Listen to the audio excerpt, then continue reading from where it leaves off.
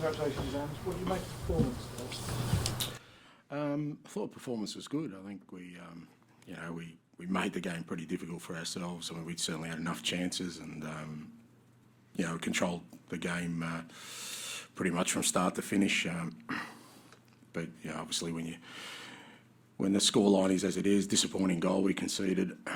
That's probably the only disappointing thing of the day. I just thought it was preventable. So, but aside from that, I thought. I thought the lads really handled it really well in the second half. There's obviously a bit of anxiety around the place. Every game now, not just for us, for every club, has sort of extra significance. And I thought the lads stayed really calm through that process, kept playing our football, kept probing, and eventually got the rewards. Yeah, no, he was good. We felt in the first half, Decky, was probably coming inside a little bit too much, and we thought. Simo was certainly getting some opportunities on the left-hand side. If we got Brendan on the right side, I think we thought he could be equally a threat, and I thought both wingers in the second half were outstanding. And just really good second half, but another first half without a goal. It's clearly that's an area that you sort of want to change during these last two games. I don't know. No, not really. The disappointing thing about the first half was the goal we conceded. Our football was good. We created good chances. I mean, we had one-on-ones and we hit the post. They blocked quite a few shots. They defended desperately. I think overall, there was nothing wrong with our football.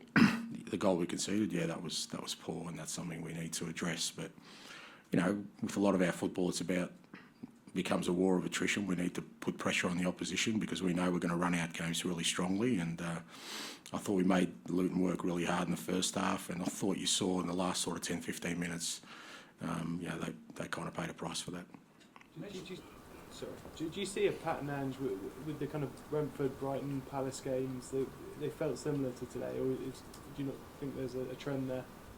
No, I don't, mate, because the trend for me goes beyond what's happening right now. I can understand people kind of look for threads, but I'm just looking at the overall picture, and you put aside the results or the manner in which we're winning games and just looking at the performances. And I think if you're talking about those three games, they've all been a little bit different in the context of the opposition we were facing and how we played.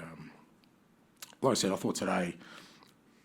The one disappointing thing was the goal we conceded. Apart from that, I thought the game pretty much went as I hoped it would. Obviously, if we got an early goal, that would open them up and make the game easier for us. But winning the way we did is not a bad thing either. You mentioned there the difference with Kulusevski, the way he plays, compared to Johnson, and obviously Spurs are more threatening in the second half. Is that a game state thing, just playing with different ways for different opponents, that sort of thing?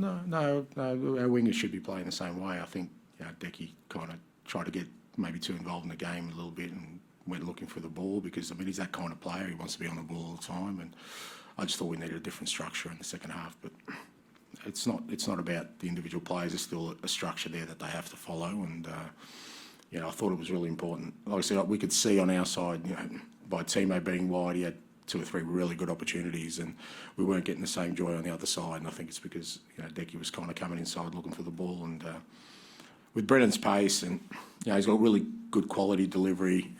He gets in the box. I just thought it was a game that was going to be good for him when he came on. Is it because it feels like that's when Spurs have been at their best often this season, is when you've got those wingers out there hugging the touchline, the other ones coming in. Does that feel like the template, or when you think that the team have been at their best? Well, that's part of sort of our attacking template. It's not everything, but there's if you're looking for trends or consistencies, that's kind of one area where we haven't really nailed yet, but I can see sort of green sprouts of growth there, where we've scored quite a few goals like that now, and we've got quite a few crosses from that area today, which was good to see, and not all of them worked out, but scored one, a couple of good saves, one got, I don't know how one didn't even go in, so I think there's something there.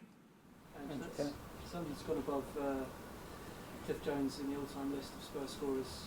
160 goals. I know he's playing through the middle today, but a lot of those goals have come out wide. Can you sort of put it into context how impressive they've been? Yeah, outstanding. I think the thing about Sonny is that irrespective of what position you play him or whatever game it is, he has this really high level of expectation on himself to be the best he can be all the time, and it's very hard to be like that. You know, it's so often it's a lot easier to sort of try and get comfortable in a state of being, whether it's a player or as a person, because he's done an awful lot already. But he wants to maintain the highest possible standard every time he plays, and you see that, you know, with his football, with his efforts, with his leadership now. So it's all kind of encompassing. And look, he's been a brilliant player for this football club for a long time, and hopefully many years to come. And again, I thought he was really good today. He was a bit unlucky with a couple of chances. You know, hit the post, a couple of good saves, but you know, when we needed him, he was there and he got the job done. It was a good end to a difficult week for Brennan Johnson after what happened with Wales. Did he need any lifting at all against this game?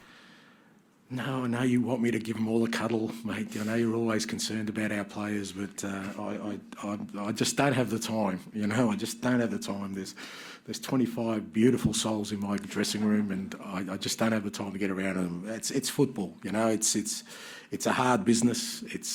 There's ups, there's downs, and you just got to deal with them sometimes. And you know, I think. Yeah, Brennan probably, obviously like Benny, and they felt the pain of missing out on a major competition, but being a professional footballer is that you use that as a motivation to go out there next time and make sure that, I'm sure Brennan's got another couple of tournaments in him, the next time he becomes the one that gets them there. And I was just going to ask you about Sonny as well. He travels more than most in these international breaks, so can you give us an idea of sort of what that means to him? Does he ever feel like he's tired and he needs...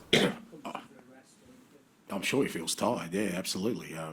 It's tough. I mean, when I was national team coach of Australia, we had quite a few players obviously playing over this side of the world, and you talk to them. I mean, Millet's a classic example of that, and he'll tell you, you know, you'd come back and, you know, they're long trips, there's time difference. But like I said before, that he never looks for those clutches, Sonny. You know, for him, it's, you know what, I'm available. I want to play to the highest possible level, and you know, he keeps doing it. And, you know, look, playing for his national team is hugely important to him. Playing for this football club is hugely important to him. And he wouldn't compromise either by letting his standards drop. He gets on with it. And, you know, we try and look after him the best way we can. And like I said, the proof is in what he produces. Okay, thank you. Thank you.